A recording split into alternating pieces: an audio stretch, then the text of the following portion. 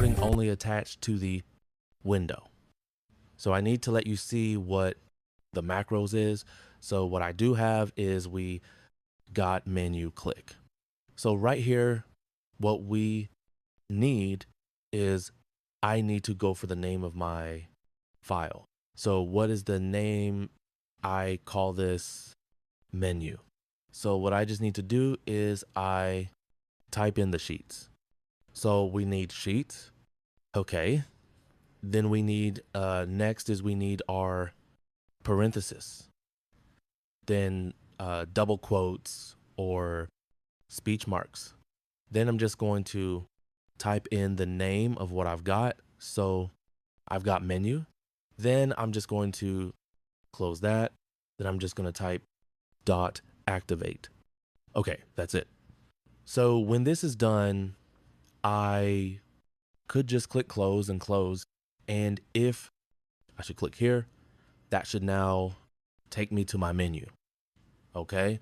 So it's not working because I'm just still on the same menu page. So what we're going to do is I'm just going to right click that copy, then go on stuff. And I'm just going to have copies of this on each of the page. Okay. Calculations, charts. Right. So if I go back to menu, it's not going to work because it's refreshing the same page. If I go on stuff, that should take me to menu. If I go to stock, that should take me to many. And if I should go to calculations, that should take me to the menu. If I go on charts, that should take me to many. So that's the one side of the job done. Okay, I will do the exit as the next video. So if we go to staff, what to do for staff is the same. I'll just go on to right click and I'll do for the rest of them together so we can finish it quickly. So if I go into assign macro, all I need to do is I'm just going to name this stuff. Okay.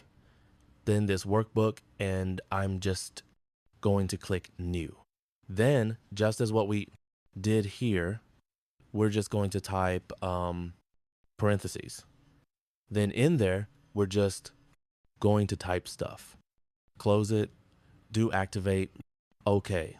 Yep, that's done. Then I'm just going to go to stock, do the same sign, macro. So I'm just going to call this stock, then new. Then we're just going to do the same thing again we did here. So I'm just going to copy that, Control plus V, then change this to that's it. Close it. Then we go to calculations, sign macro. So we're just going to call that calculations. Then this new. Then we go straight to this. Then I'm just going to call this calculations. Just be mindful. It should be the same spelling of what you have for the sheet. If you have the names there, then we finish with chart. So if I go to insert and I go straight to assign macro, then I'm just going to go straight to charts. So we could say we can have charts for just to pick up forecasts of, or to measure statistics, or to find the trending of, or use go seek or what if analysis within the fed process. Then I could just paste the activate. So having done all this, and in my other video, I'm just going to show you how to save your Excel sheet as a macro. Because if you don't do and you leave it at XLSX, then this macro is all you've done will be gone and it will be waste. So let's save 4 with that.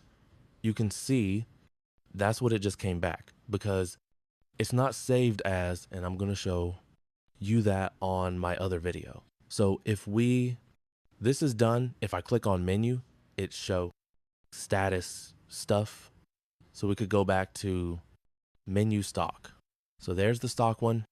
Then if you go to calculations, you can See, we're on calculations. We go on charts. We can see we clearly on charts. Okay. And what's the brilliant thing with this? It makes it easier for the user. It makes it easier so that there will be no errors. And one other thing you can also do with this is when all this is done, you try to lock the page. So if I should highlight all this section here, okay, this the last bit, and we go to review and review. Click on protect sheet. Yeah, protect sheet. We don't need any passwords. So what this done is it makes it impossible for anyone to do anything else by making any changes, by doing anything. So this whole sheet becomes protected, and all is required is just the user to make an input. So there's no way it will generate anything else here. All right. So we will do the exit button, as I said in my next video. So if we click on calculations, it should just take us there and we can go back to the menu. But you can see that it's not editable for any single page, right? Thanks for watching, and I'll see you in my next video.